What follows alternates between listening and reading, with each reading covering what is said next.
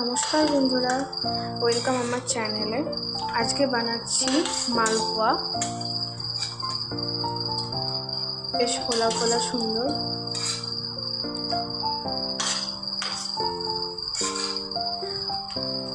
এখানে মালপোয়ার ব্যাটার হচ্ছে এর মধ্যে আছে দুধ, সুজি, চালের গুঁড়ো, ময়দা, মৌরি, চিনি, নুন আর একটুখানি বেকিং সোডা, বেকিং পাউডার।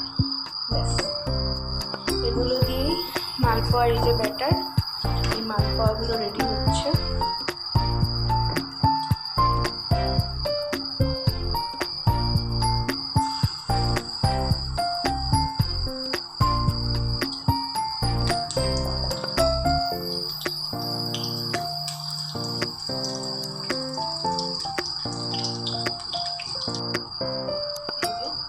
ভাঙলাম, মালপোয়ার ভেতরটা এরকম আসছে।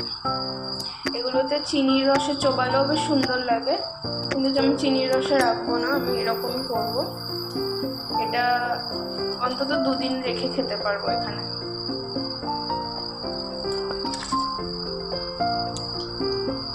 তো এই যে এটা ধোয়া উঠছে, গরম গরম মালপোয়া।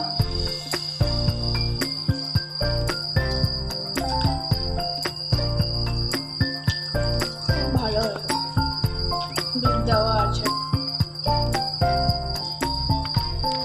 তোমরাও বানিয়েছো, বলো কেমন হয়।